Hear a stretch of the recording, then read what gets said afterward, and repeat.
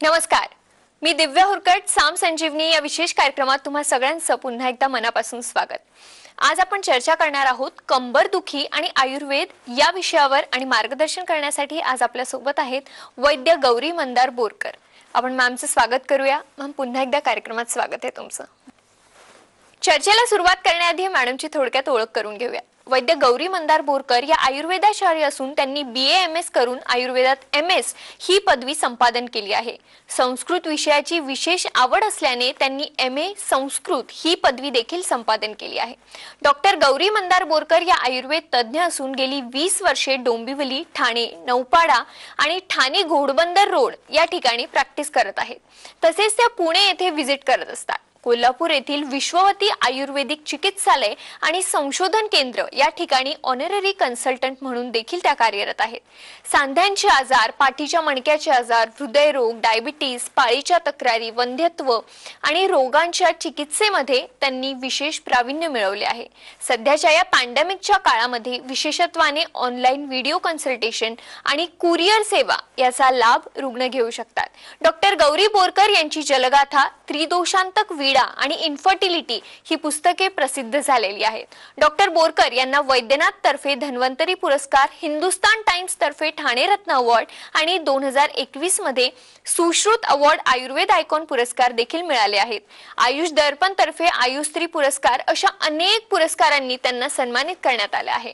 Doctor Borkar यांच्या दवाखान्यामध्ये आयुर्वेदिक डॉक्टरांना प्रशिक्षित देखील केले जाते. चला तर मग या संबंधी आज आपल्याला खूप काही जाणून घ्यायचंय. चर्चेला सुरुवात करूया. मॅम, पुन्हा एकदा तुमचं कार्यक्रमात स्वागत आहे. नमस्ते मॅम, आपल्या शरीरामध्ये कंबराचा खूप मोठा रोल असतो. आपण उभे राहण्यासाठी कंबराचा यूज करत असतो, पण त्या व्यतिरिक्त अजून काय महत्त्व कमरेचं आहे आणि कमरेला पोषण कशा प्रकारे मिळतं? बरं, कसं आहे ना की कुठलंही आपलं शरीर आहे ते अपराईट पोझिशनमध्ये राहणं, ह्याच्यासाठी आपल्या शरीरातले धातू जे महत्त्वाचा आहे तो म्हणजे बोन्स किंवा अस्थी असं ज्याला म्हटलं जातं. तर ही हाडं बळकट असणं हा एक महत्त्वाचा भाग आहे. आणि त्याच्यामध्ये विशेष करून संपूर्ण पाठीचा जो कणा आहे तर त्याच्यावरती आपलं शरीर आणि आपला भार पेललेला असतो. तर ह्या पाठीच्या कण्याचं महत्त्व खूप मोठं आहे. ह्याच्यामध्ये मानेचे, पाठीचे, त्याच्यानंतर कमरेचे आणि त्याच्यानंतर सॅक्रोकोसिजेल असे पद्धतीचे काही विशिष्ट मणके असतात. 33 मणक्यांची ही माळ असते. इथे आपण ते दाखवण्यासाठी आज आणलेलं आहे. तर ज्या वेळेला ह्या पाठीच्या मणक्याचा आपण विचार करतो तर त्यावेळेला हा संपूर्ण जो पाठीचा मणका आहे तर त्याच्यामध्ये विशेष करून हे जे आहेत हे मानेचे मणके असतात की जे पहिले 7 असतात, छोटे रिंग टाईप असतात थोडेसे, परंतु त्याची काय म्हणतो मोबिलिटी ही खूप जास्ती असते. त्यानंतर हे 12 जे असतात हे पाठीचे मणके असतात. या पाठीच्या मणक्यांमध्ये महत्त्वाचा भाग असतो की त्याच्यामध्ये काही वेळेला आघात होणं वगैरे ह्या गोष्टीसाठी ह्याचं महत्त्व असतं. त्यानंतर हे कमरेचे मणके की जो आज विषय आपण घेतलेला आहे की हे 5 मणके असतात. ह्या 5 मणक्यांमध्ये सुद्धा संपूर्ण आपल्या शरीराचा भार तोललेला असतो, ही गोष्ट लक्षात घ्यायला पाहिजे. त्यानंतर हे सॅक्रम असतं आणि हे कॉसिक्स असा हा संपूर्ण 33 मणक्यांची माळ असणारा हा संपूर्ण पाठकणा असतो. तर या पाठकण्याच्या महत्त्वाच्या बाबतीमध्ये आपण जेव्हा विचार करतो ना तर त्यावेळेला ही जी आपण पाठीच्या मणक्याचं पोषण किंवा योग्य पद्धतीनं ते राखणं ह्या बाबतीमध्ये जेव्हा जेव्हा विचार करतो त्यावेळेला त्याच्यामध्ये विशेष तुमचं पोझिशनिंग कसं आहे, त्याच्यामध्ये तुम्ही बसून कसे काम करतायत. त्याच्यानंतर आणखीन एक महत्त्वाचा भाग असा दिसतो की आत्ताच्या ह्या संपूर्ण पॅन्डेमिकच्या काळामध्ये आपण घरातनं म्हणजे वर्क फ्रॉम होम करतोय. तर 2-1 वर्ष घरामध्ये काम करत असताना घरी जसं ऑफिसमध्ये अगदी प्रॉपर टेबल चेअर असतं तसं नसतं. मग तुम्ही कशाही पद्धतीने बसून काम करता किंवा थोडंसं आपण आपल्याला लिबर्टी पण घेत असतो की आपण कुठेही बसून काम करत असतो. ह्या सगळ्या गोष्टींचा जो परिणाम आहे ना तो आपल्या पोझिशनवरती आल्यामुळे पाठीच्या मणक्याला इजा झालेली दिसते किंवा त्याची काही लक्षणं आलेली आपल्याला दिसतात. इव्हन हे पॅन्डेमिक पूर्ण झाल्यानंतर जरी आता चालू झालं असलं तरी बऱ्याच जणांना वर्क फ्रॉम होम कंटिन्यूड आहे. मग असे पेशंट जे आहेत ना ते आपल्या दवाखान्यात आता ह्या बाबतीमध्ये वाढलेले किंवा ही कंप्लेंट्स घेऊन येणारे असे बरेच दिसतात. त्याच्याच बरोबरीने जे आता म्हणजे नव्याने जॉईन झालेले आहेत, कामाचा उत्साह भरपूर असतो आणि बराच वेळ लॉंग वर्किंग आवर्स असल्यामुळे सुद्धा हे आपल्याला लक्षणं आहेत असं दिसतात. इव्हन आता शाळेच्या दप्तरांचं ओझं कमी झालेलं असलं तरी सुद्धा काही मुलांमध्ये सुद्धा पाठ दुखते किंवा काही आघात झालेला आहे, खेळताना पीटीच्या तासाला काही लागलेला आहे आणि त्याच्यामुळे पाठ दुखून आले असेही पेशंट असतात. अगदी इतकंच नाही तर पावसाळा सुरुवात झालेली आहे, समजा गारवा शरीरामध्ये, अंगामध्ये किंवा निसर्गामध्ये वाढलेला आहे, अशा वेळेला वात वाढून शरीरामधला जी पाठदुखी आहे ती सुद्धा आपल्याला बऱ्याच वेळेला वाढलेली दिसते. विशेष करून ओल्ड एज मध्ये ही लक्षणं जास्त दिसतात. मग खाली नुसतं जर का आपण जमिनीवरती झोपलेलो असो तर तो गारवा बांधून सुद्धा ही लक्षणं आपल्याला येत असतात. अगदी नुसतं थोडीशी पाठ दुखते इथेपासून ते अगदी आता कॉटवरनं उठता येत नाही इथपर्यंत याची मजल जात असते. त्यामुळे हे दुखणं जे आहे ते इग्नोर करता कामा नये आणि म्हणूनच आजचा हा महत्त्वाचा विषय आपण घेतलेला आहे. अगदी मॅम. आत्ता जसं तुम्ही सांगितलं की या पॅन्डेमिकच्या काळामध्ये वर्क फ्रॉम होम किंवा स्टडी फ्रॉम होम हे सुरू झालं आहे आणि त्यानंतर याचं प्रमाण खूप वाढलं आहे. पण या आधीही कंबरदुखीचा जो प्रमाण आहे तो खूप आहे आणि आपण बघतोच आहे. तर नेमकी काय मुख्य अशी कारणे आहे ज्यामुळे कंबरदुखी वाढत चालली आहे किंवा वाढते? बरं, अगदी महत्त्वाचा भाग आहे. असा एकही माणूस नसतो की त्याला आयुष्यात कधीच कंबर दुखली नाही. इतकी साधी गोष्ट म्हणजे इतक्या ह्याच्यावरून आपण लक्षात घ्यायला पाहिजे की ह्याचं प्रमाण किती जास्त प्रमाणामध्ये आहे. तर हे सगळं बघत असताना ह्याची कारणं कुठली असं जर बघितलं तर आपल्या हाडांचं जे पोषण आहे ते कुठून होत असतं हे पहिल्यांदा आपण तिथे जायला पाहिजे.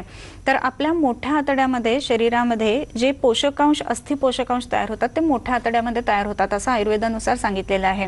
याएव पुरीश धराकला सायव अस्थि धराकला असं म्हटलेलं आहे. आणि म्हणूनच पोटाचं आरोग्य जर बिघडलेलं असेल ना तरी हे पाठीच्या मणके विशेष करून कमरेला दुखावा जास्ती असतो असं दिसतं. त्याच्याच बरोबरीने इतर जी कारणं असतात त्याच्यामध्ये मार लागणं किंवा इतर काही पिटीच्या तासाला खेळताना लागलेलं असणं किंवा बाईकवरनं जाताना घसरून पडणं किंवा पाऊस पडल्यानंतर वेट रोड्स असतात त्यावेळेला काही ऍक्सिडेंट्स होणं ह्या सगळ्या कारणांमुळे सुद्धा हे पाठीचे मणके दुखणी चालू होतात असं आपल्याला दिसतं. स्पॉन्डिलोसिस असणं ह्याचा अर्थ की दोन मणके जे असतात ना तर त्याच्या प्रत्येक दोन मणक्यांच्या मध्ये डिस्क असते आणि ही जी डिस्क असते तर त्याच्यामध्ये आपण इथे जर बघितलं तर ही व्हाईट कलरची डिस्क आपल्याला प्रत्येक दोन मणक्यांमध्ये दिसते आणि मग ह्या डिस्कला सूज आली की इथे रेड कलरमध्ये जसं सूज आलेलं दाखवलेलं आहे तर त्या पद्धतीनं ही सूज येते आणि मग त्याचं प्रेशर ह्या मागून निघणाऱ्या नर्ववरती येत असतं आणि हे प्रेशर आल्यानंतर मग कंबर दुखणं आणि त्याच्या बरोबरीने पाय दुखणं किंवा सायटिका पेन ज्याला म्हणतो अशा गोष्टी येत असतात. मग काही वेळेला हे जे पाठीचे मणके जे आहेत तर त्याच्यामध्ये झीज होत असल्यामुळं ऑस्टिओपोरोटिक चेंजेस ज्याला आपण म्हणतो तसे दिसत असतात. ऑस्टिओपोरोसिस म्हणत असताना अस्थि विरलता किंवा त्याच्यामध्ये कॅल्शियम लॉस होणं ह्या बाबतीमध्ये होत असतं कारण की शरीर जे आहे ते क्षरण होतच असतं म्हणून. अगदी मॅम. खरं तर स्त्री प्रेक्षक आपले खूप आहेत आणि स्त्रियांमध्ये कंबरदुखीचं प्रमाण खूप जास्त असतो. स्त्रियांच्या बाबतीत काही असं विशिष्ट असतं का, काही विशिष्ट कारणे आहेत की ज्यांच्यामुळे त्यांना कंबरदुखीचा त्रास खूप जास्त सहन करावा लागतोय? अगदी महत्त्वाचा प्रश्न आहे आणि तुम्ही अगदी कुठल्याही जाहिरातींमध्ये वगैरे बघितलं ना तरी स्त्री दाखवलेली असते आणि तिची कंबर दुखत असते म्हणजे कंबर दुखण्याची जी काही जाहिरात असते त्याच्यामध्ये. याचं कारण हा भाग जो आहे ना तो स्त्रियांच्या बाबतीमध्ये खूप पटकन दिसतो किंवा पटकन ही लक्षणं येत असतात. याचं कारण असं आहे की कमरेच्या जो आसमंत आहे त्याच भागामध्ये गर्भाशय नावाचा जो महत्त्वाचा अवयव स्त्रियांचा असतो तो असतो. मग ह्या गर्भाशयामध्ये आपण काही दिनचर्या ऋतुचर्या किंवा रजस्वला परिचर्या ह्या गोष्टी न पाळल्यामुळे चेंजेस होत असतात. मग रजस्वला परिचर्या म्हणजे काय तर ज्या वेळेला पिरियड्स असतो त्यावेळेला काही नियम आपण सांभाळायला पाहिजेत. आजकाल असं आपल्याला वाटतं की नाही सगळ्या गोष्टी आपण करू शकतो तर कुठल्याही करिअरमध्ये बाधा येईल अशी गोष्ट नाही परंतु थोडंसं विश्रांती घेणं किंवा उगाचच जर का तुम्ही ट्रेकिंग वगैरे प्लॅन केलं असेल तर ते निदान 4 दिवसांमध्ये करू नये. थोडीशी विश्रांती घ्यावी. आहार सुद्धा आपला त्या दरम्यान हलका असावा. ह्या गोष्टी सांभाळणं खूप महत्त्वाचं असतं. हे जर नाही केलं गेलं वातकर आहार घेतला गेला किंवा खूप तुम्ही उंच सखल प्रदेशावरती चढलात किंवा पळलात असं जर का झालं ना तर मग मात्र गर्भाशयामध्ये काही विशिष्ट चेंजेस होत जातात आणि त्याच्यामुळे गर्भाशयामध्ये फायब्रॉइड्स होणं किंवा ओव्हरीमध्ये सिस्ट तयार होणं, PCOD असणं किंवा एंडोमेट्रिओसिस हा एक फार मोठा पटकन वाढणारा आजार आपल्याला दिसतोय. तर ह्या सगळ्या गोष्टींमुळे PID म्हणजे पेल्विक इन्फ्लेमेटरी डिसीजेस असणं ह्या सगळ्या गोष्टी ज्या असतात ना तर त्याचा परिणाम म्हणून कंबर ह्या गोष्टीवरती नक्कीच येत असते आणि मग कंबर खूप मोठ्या प्रमाणात दुखायला लागते. मग त्याच्यासाठी वेगळी चिकित्सा करणं ह्याच्याही पेक्षा जास्त महत्त्वाचा भाग असतो तो म्हणजे जी कारणं घडलेली आहेत म्हणजे फायब्रॉइड आहे किंवा ओव्हेरियन सिस्ट आहे तर ह्या गोष्टींची चिकित्सा झाल्यानंतर कंबर दुखी आहे ती कमी यायला लागते. त्यामुळे स्त्रियांना विशेष करून असं मला सांगायचं वाटतं की कंबर दुखते म्हणून इग्नोर नाही करायला पाहिजे. एकदा ॲटलिस्ट जाऊन आपण जवळच्या डॉक्टरांकडे जाऊन आयुर्वेद तज्ज्ञांकडे जाऊन तपासून घ्यायला पाहिजे की बाकीच्या इतर काही कारणं नाही आहेत ना आणि मग त्याप्रमाणे आपण पुढे सल्ला घेऊन वागायला हवं असं. अगदी मॅम.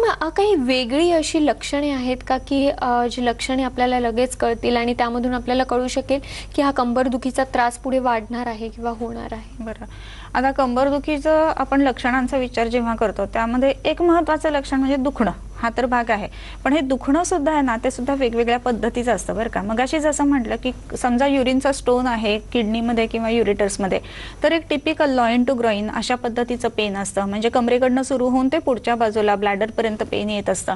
त्याच्यानंतर हा एक प्रकार झाला दुखण्याचा. दुसरा एक प्रकार जो असतो, मगाशी जे आपण सांगितलं की दोन मणक्यांच्या मधली जी चकती असते तर त्याला सूज आली, म्हणजे रेड आपण मगाशी जी बघितली होती, तर त्याचा परिणाम जो आहे तर त्याच्या नर्ववरती येत असतो आणि नर्ववरती प्रेशर आल्यामुळं कंबर तर दुखतेच, त्याच्या बरोबरीनं सायटिक पेन असणं असंही होतं. कधी कधी जसं फायब्रॉइड आहे किंवा ओव्हेरियन सिस्ट आहे तर डल लेकिंग पेन, म्हणजे कंटिन्युअस कंबर सततच दुखत असते, अशीही गोष्टी घडत असतात. तर काही वेळेला दोन मणक्यांमधली जी चकती आहे त्याच्यावरती प्रेशर जास्त वाढल्यामुळं किंवा ऑस्टिओफायटिक चेंजेस आम्ही ज्याला म्हणतो तसं असल्यामुळं एकदम शूटिंग पेन असणं असंही दिसतं, की तुम्ही एकही पाऊल पुढे ठेवू शकत नाही किंवा प्रत्येक वेळेला जिना चढताना एकदम त्याच्यामध्ये कळ येते, इतक्या मोठ्या प्रमाणामध्ये वेदना असणं. सो असं अगदी डलेकिंग पेनपासून हलताही येत नाही इथंपर्यंत, असा पूर्ण स्पेक्ट्रम ह्या वेगवेगळ्या पद्धतीच्या वेदनांचा आपल्याला दिसतो. त्याच्याच बरोबरीनं काही वेळेला कमरेच्या ठिकाणी गरमपणा जास्ती असणं हे भाग येतात, इन्फ्लमेशन्स जर का असतील तर. ही बाकीची ही लक्षणं आपण बघून त्याप्रमाणे ट्रीटमेंट देत असतो. अगदी मॅम, खरं तर खूप महत्त्वाचा विषय आज आपण घेतलेला आहे, कंबरदुखी आणि आयुर्वेद, आणि त्यावर कसे उपचार करायचे हे सगळं आपल्याला जाणून घ्यायचं आहे. मात्र त्याआधी तुम्हाला काहीही प्रश्न असतील, काहीही शंका असतील आणि यासंबंधी तुम्हाला अधिक काही जाणून घ्यायचं असेल, हा त्रास असेल कंबरदुखीचा, तर नक्की तुम्ही लवकरात लवकर तज्ज्ञांचा सल्ला घ्यायला हवा. जसं मॅमनी आधी सांगितलं की ही सुरुवात इथून होते की कंबर दुखते तर तोपर्यंत की आता मला कॉटवरून उठताच येत नाहीये, तर तोपर्यंत तुम्ही जाऊ देऊ नका त्याला आणि लवकरात लवकर तज्ञांचा सल्ला घ्या.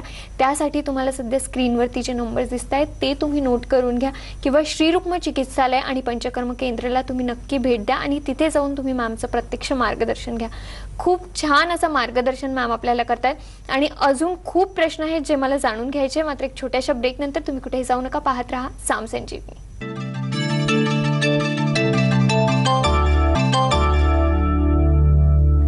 ब्रेक नंतर साम संजीवनी या विशेष कार्यक्रमात तुम्हा सगळ्यांचं पुन्हा एकदा स्वागत. कंबरदुखी आणि आयुर्वेद या विषयावर आज आपण चर्चा करतोय आणि आपल्याला मार्गदर्शन करतायत वैद्य गौरी मंदार बोरकर मॅम. मॅम, पुन्हा एकदा ब्रेक नंतर स्वागत आहे. ब्रेकच्या आधी तुम्ही आम्हाला सांगितलं कंबरदुखीमुळे काय काय होऊ शकतं किंवा लक्षणे काय आहेत, कारणे काय, हे सगळं आपण जाणून घेतलं. मात्र आता खूप महत्त्वाचा प्रश्न म्हणजे की कंबरदुखीवर काय उपचार आहेत, काय काय औषधी उपलब्ध आहेत? बरोबर. बऱ्याच वेळेला असं होतं ना की कंबर दुखते तर काहीतरी आपण क्रीम लावूयात आणि आपण आपल्या कामावर जाऊयात किंवा फार फार तर एखादी गोळी घेऊयात आणि आपण कामावर जाऊयात. तर ठीक आहे, करिअर, काम ह्या सगळ्या गोष्टी अगदी तेवढ्या महत्त्वाच्या आहेच आहेत, नाही असं नाही, पण त्याचं मूळ कारण जाणून घ्यायला पाहिजे ना आणि मग त्याप्रमाणे मग चिकित्सा द्यायला पाहिजे. म्हणजे कंबर दुखणं हा जो भाग असतो ना त्याच्यामध्ये त्याचं पोषण किंवा ज्याला आपण मगाशी म्हटलं की मोठ्या आतड्याच्या संदर्भामध्ये जेव्हा तिथे काही संप्राप्ती असतील तर त्याची औषधं देणं हा भाग सुद्धा तेवढाच महत्त्वाचा असतो. काही वेळेला कंबर दुखते म्हणताना पोट समजा बिघडलेलं असेल तर त्या दृष्टीने काही औषधं विशेष दिली जातात. मग त्याच्यामध्ये बिल्वावलेह लेह आहे किंवा इतर काही आपण कुटच किंवा ह्या पद्धतीच्या वनस्पती वापरत असतो तर त्या गोष्टी तेवढ्याच महत्त्वाच्या राहतात. त्याच्याच बरोबरीनं जेव्हा ऑस्टिओपोरोटिक चेंजेस आहेत, म्हणजे हाडांमध्ये विरलता आलेली आहे, कॅल्शियम कमी आहे असं आजकालच्या भाषेमध्ये आपण बोलतो, असं असताना एक महत्त्वाचा भाग आहे तो म्हणजे हे जे आहेत ना, हे कपिकच्छू म्हणून आहेत, ज्याला कवच बीज असं म्हटलं जातं.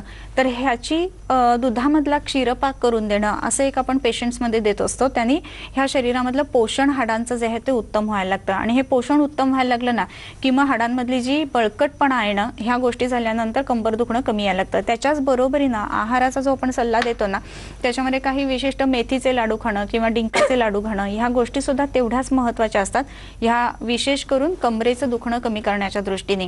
त्याचबरोबरीने कंबर खूप जास्त दुखते आणि शूटिंग पेन आहे असं जर असेल तर त्यामध्ये सुद्धा काही विशिष्ट औषधं आपण वापरत असतो. त्यामधलंच एक औषध आपण आज इथे आणलेलं आहे आणि त्यामध्ये हे जे आपण बघतोय तर याला सिंधुवार किंवा निरगुडी असं म्हटलं जातं मराठीमध्ये. तर ही जी असते ना, हा विशिष्ट पद्धतीनं पाण्यामध्ये घालून त्याच्यापासनं जो स्वेद किंवा वाफ जी येते तर ती जर वाफ घेतली गेली तर ह्यानी दुखणं जे आहे ते उत्तम पद्धतीनं कमी येतं. काही वेळेला आता जसं म्हटलं की अजिबातच उठता येत नाहीये कॉटवरून, असं जर का असेल ना तर ही पानं त्या कॉटवरती पसरून त्याला गरम करून काही विशिष्ट पद्धतीने त्याचा स्वेदन किंवा शेक दिला जातो, त्याच्याने सुद्धा उत्तम पद्धतीनं हे कमी येत असतं. आणखीन काही विशिष्ट वनस्पती महत्त्वाच्या आहेत आणि त्याच्यामध्ये अजून एक वनस्पती जी आणली ना ती आपण अर्क म्हणतात याला किंवा रुई असं म्हटलं जातं. आता रुई म्हटल्यानंतर आपल्याला मारुतीच्या देवळाच्या जवळ जनरली मिळते आणि ती मारुतीला आपल्याला वाहण्यासाठी म्हणून आपण वापरत वापरत असतो. पण रुई जी आहे ना ती उत्तम वातशामक आहे, म्हणजे वात कमी करणारी आहे. मगाशी जसं म्हटलं की ओल्ड एजमध्ये विशेष करून जेव्हा वात शरीरामध्ये वाढलेला असतो आणि मग पेन असतं, अशा वेळेला ह्या रुईचा उपयोग आपण खूप छान पद्धतीनं करून घेऊ शकत असतो. काही वेळेला असं असतं की जो दोन पाठीच्या मणक्यांमधली जी चकती आहे त्याच्यामध्ये जर सूज असेल आणि त्याच्या बरोबरीनं पोट बिघडलेलं आहे किंवा पोटामध्ये गॅसेस खूप जास्ती असतील, असं असेल तर ह्या रुईच्या पानांचं तेल जे आहे ना विशिष्ट पद्धतीनं सिद्ध करून ते आपण कमरेला लावण्यासाठी म्हणून पेशंट्सना वापरत असतो. त्याचाही खूप चांगला परिणाम ह्याच्यामध्ये येत असतो. त्याच्याच बरोबर मगाशी बोलत असताना आपण एक बांबू स्पाईन म्हणून प्रकार सांगितला की ज्याच्यामध्ये पाठीचे जे मणके असतात तर ते स्ट्रेट लाईन मध्ये येतात, एकदम त्याचं जे नॉर्मल कर्वेचर असतं ते लॉस होतं. तर त्याच्यासाठी ही गुळवेल म्हणून आहे ना ती आपण बऱ्याच पेशंट्समध्ये वापरत असतो. या गुळवेलीपासून काही विशिष्ट औषधं सुद्धा बनवली जातात, जसं अमृतारिष्ट आहे, कैशोर गुगुळ आहे किंवा गुडूची घनवटी आहे. या गोष्टींसुद्धा उपयोग आपण आपल्या पेशंट्समध्ये करत असतो. याच्या कांडाचा स्वरस जो आहे तो किंवा त्याचा क्षीरपाक असं करून जर का दिलं गेलं तर तो बांबू स्पाईनमध्ये सुद्धा खूप चांगल्या पद्धतीनं पेन कमी करण्यासाठी कारणीभूत असतो. आणखीन एक महत्त्वाचा भाग असा आहे की हे बांबू स्पाईनचे पेशंट जे असतात ना त्यांच्यामध्ये हा डिसीज आहे तो प्रोग्रेसिव्ह असतो. त्याच्यामध्ये जनरली HLA-B27 प्रेझेंट असा रिपोर्ट आपल्याला पॅथॉलॉजिकल रिपोर्ट्समध्ये मिळत असतो. मग त्याचं टायटर वाढू न देणं आणि त्याच्याच बरोबरीनं जो स्ट्रेटनिंग ऑफ स्पाईन ही गोष्ट घडत असते ना तर त्याला अटकाव करणं, ह्याच्यासाठी ह्या वनस्पतीचा खूप चांगला उपयोग होतो. इतर औषधांच्या बरोबरीनं आपण ही वनस्पती वापरत असतो. त्याच्याच बरोबरीनं अजून एक महत्त्वाचा भाग आपण इथे आणलेला आहे ते म्हणजे ही वेखंड किंवा वच्चा ज्याला म्हटलं जातं. वेखंड जे आहे ना तर ते संज्ञास्थापन गणामध्ये आलेलं औषध आहे आणि हे वेखंड जे आहे ते उगाळून जर का कमरेच्या ठिकाणी लावलं गेलं तर त्याचाही परिणाम पेन कमी करण्याच्या दृष्टीने तर होतोच. त्याच्याच बरोबरीनं दोन चकत्यांच्या मध्ये म्हणजे चकतीला सूज आल्यामुळे दोन मणक्यांच्या मधून जी नर्व बाहेर पडते, नस बाहेर पडते, त्याच्यावरती प्रेशर येऊन जर का पेन येत असेल, सायटिक पेन असेल तर अशा केसेसमध्ये सुद्धा ह्याचा खूप चांगला परिणाम येतो. त्याच्याच बरोबरीनं हे जे वेखंड किंवा वचा आहे ना तर ही विशिष्ट पद्धतीनं गरम करून अग्निकर्मासाठी सुद्धा आपण वापरत असतो. की अग्निकर्म करत असताना ह्या जर का वचेने अग्निकर्म केलं गेलं तर तिथे जे नर्वस टिश्यूचं पेन असतं ते सुद्धा उत्तम पद्धतीनं कमी येत असतं. काही वेळेला कंबर दुखत असल्यामुळं त्या ठिकाणी मुंग्या येणं किंवा वेगळं सेन्सेशन असणं अशा गोष्टी असतात. अशा वेळेला हे संज्ञास्थापन असल्यामुळे त्याचा उपयोग खूप चांगला दिसतो. ह्याच्या व्यतिरिक्त दशमूळ आहे किंवा एरंडमूळ आहे, ह्याचाही परिणाम आपल्याला वेगवेगळ्या औषधांचा जो आहे तो कंबरदुखीसाठी घेता येत असतो. त्याच्याच बरोबरीनं त्याच्या पोषणाच्या दृष्टीनं काही भुईकोळा किंवा काही विशिष्ट औषध असतात की अश्वगंधा, ह्या गोष्टी सुद्धा आपण त्याच्यामध्ये वापरत असतो. सो असं वेगवेगळं किंवा स्पेक्ट्रम बराच वेगवेगळा आहे औषधांचा की जो आपण ह्या कंबरदुखीमध्ये वापरत असतो. पण ह्याचं कारण नेमकं काय आहे हे जाणून जर का आपण त्याप्रमाणे चिकित्सा केली तर त्याचा परिणाम चांगला येतो. आणि म्हणूनच नक्कीच कुठल्याही आपल्या जवळच्या आयुर्वेदिक डॉक्टरांना भेटून मगच चिकित्सा करावी असा एक मी सल्ला आज देऊ शकते. अगदी बरोबर मॅम. औषधांबद्दल आपण बोललो. कंबरदुखीवर उपचार करताना काही विशिष्ट असे पंचकर्म आहेत का की जे उपयुक्त ठरतात? बरोबर. कंबरदुखी म्हटल्यानंतर पंचकर्म हे अगदी समीकरण असल्यासारखंच होतं. कारण की एक महत्त्वाचा भाग असा आहे की शूलम नास्ति विना वातात असं म्हटलेलं आहे. म्हणजे कुठलाही शूल म्हणजेच काय दुखणं हे वाताशिवाय नसतं. म्हणजे वात तिथे असतो म्हणूनच पेन असतं. मग ह्या वाताचं शमन करण्यासाठी जे उत्तम सांगितलेले आहेत ना त्याच्यामध्ये एक महत्त्वाचा भाग जो आहे तो म्हणजे बस्ती. बस्ती जो आहे तो वाताचं शमन करणारा असतो आणि म्हणून वेगवेगळे बस्ती अशा केसेसमध्ये आपण वापरत असतो. काही तर पेशंट मला अगदी नक्की सांगता येऊ शकतात की आपल्या पेशंट एक दवाखान्यामध्ये आलेले होते, जेंट्स पेशंट होते, साधारण वय असेल 30-35 वय वगैरे. तर बाईक चालवताना आपल्याकडच्या रस्ते किंवा विशेष करून कल्याण डोंबिवली साईडचे रस्ते हे जर आपण बघितले ना तर त्याच्यामध्ये फारच त्रास होण्याची शक्यता असते.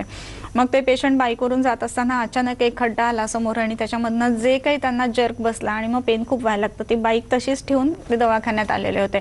मग अशा वेळेला आपण काय करू शकतो तर बस्तीचा खूपच चांगला परिणाम इथे येतो. मग स्नेहन स्वेदन करून विधिवत जर का बस्ती गेले तर त्याचा खूप चांगला परिणाम येतो. वाताचं शमन होतं आणि मग पेन सुद्धा कमी यायला मदत होते. आणि ह्या बस्तीने फक्त दुखणं कमी येतं असं नाही बरं का, तर शरीरामधलं वात शमन झाल्यामुळं या हाडांची झीज भरून निघणं हा भाग सुद्धा त्याच्यामध्ये होत असतो. मग यामध्ये विशेष करून तिक्त क्षीर बस्ती म्हणून एक वेगळे प्रकार सांगितलेले आहेत बस्तीचे की ज्याच्यामध्ये दुधातले काढे करून हे बस्ती दिले जातात. मग त्यामध्ये पंचतिक्त घृत गुगुळ किंवा इतर काही गुगुळयुक्त घृत आहेत तर ती सुद्धा त्याच्यामध्ये दिली जातात बस्तीच्या वाटे. तर हे केल्यामुळं फक्त दुखणं कमी होणं असं नाही तर हाडांना पोषण मिळणं, बळ मिळणं ह्या सुद्धा गोष्टी होत असतात. सो बस्ती या दृष्टीने खूप महत्त्वाचं आहे, लक्षात घ्यायला पाहिजे. अगदी मॅम. कंबर खूपच जास्त प्रमाणात दुखत असेल तर त्यावर काही असे विशिष्ट पंचकर्म आहेत का? खूपच जास्त दुखते आणि आता त्याने आराम मिळू शकतो. जसे आता एक केस सांगितली मी की फारच दुखतं आहे आणि पेशंट आले तर त्वरित बस्ती देणं हा एक भाग त्याच्यामध्ये राहतो. त्याच्याच बरोबरीनं काही वेळेला इंटरव्हर्टिब्रल डिस्क म्हणजे दोन्ही जर का ह्याच्यामध्ये सक्ती जर सुजलेली असेल ना, त्याच्यामध्ये पिंडस्वेदासारखा पंचकर्माचा उपयोग खूप चांगला येतो. मगाशी जो बांबू स्पाइन सांगितला की जे स्ट्रेटनिंग होतं HLA-B27 असतं, तर अशा केसेसमध्ये पत्रपोट्टली स्वेद आहे त्याचा खूप चांगला परिणाम येत असतो. त्या पत्रपोट्टलीचं एक हे म्हणून सुद्धा ही निर्गुडी वापरली जाते जी मगाशी आपण आता बघितली. त्याच्याच बरोबरीनं आणखीन काही पंचकर्म अशी आहेत की आत्ता खूप दुखतं आणि आत्ता काय करायला पाहिजे म्हणून जेव्हा पेशंट येतात ना, त्यावेळेला एक महत्त्वाचा भाग जो आहे तर त्याच्यामध्ये ह्या जलौका म्हणून असतात. ह्याला जळू किंवा मराठीमध्ये संस्कृतमध्ये जलौका असं म्हटलं जातं. तर ह्या ज्या जलौका आहेत ना, तर त्या ठिकाणी तिथे लावल्यानंतर जे विशेष करून रक्तज शूल असतो तर अशा ठिकाणी ह्या जलौका लावल्या जातात आणि हे जलौका लावल्यानंतर खराब रक्त तिथलं काढलं जातं आणि ते ब्लडलेटिंग झाल्यामुळे पेन कमी यायला मदत होत असते. त्याच्याच बरोबरीनं एक महत्त्वाचं अग्निकर्म नावाचं एक पंचकर्म आहे की ज्याच्यामध्ये सोन्याची किंवा रुपयाच्या धातूची एक शलाका बनवली जाते आणि ती जी शलाका आहे ती त्या विशिष्ट पॉइंट्सना लावली जाते आणि ती विशिष्ट पॉइंट्सना गरम करून लावल्यामुळं तिथे पेन म्हणजे वाताचं शमन होणं हा भाग खूप चांगल्या प्रमाणामध्ये होत असतो. आणि म्हणून आत्ता खूप दुखतंय असे जे पेशंट्स असतात ना, त्यांच्यामध्ये आपण अग्निकर्म स्टार्ट म्हणजे आत्ता लगेचच्या लगेच करणं असं बऱ्याच पेशंट्समध्ये करतो की त्याचा परिणाम आपल्या पेशंट्समध्ये खूप चांगला दिसत असतो. अगदी मॅम, खूप छान असं मार्गदर्शन खरं तर या विषयाच्या निमित्ताने मॅमने आपल्याला केलेलं आहे. तुमची कंबर आत्ताच दुखायला सुरुवात झाली असेल किंवा थोडे वर्ष झाले असतील किंवा खूप जास्त प्रमाणात दुखत असेल तरीही तुम्हाला लगेच तज्ज्ञांचा सल्ला घेणं खूप गरजेचं आहे. लवकरात लवकर तुम्ही तज्ज्ञांकडे जावं आणि तज्ज्ञांचा सल्ला त्यावर घ्यावा, उपचार करून घ्यावे, पंचकर्म करून घ्यावे. हाच त्यातला एक खूप चांगला उपाय आहे.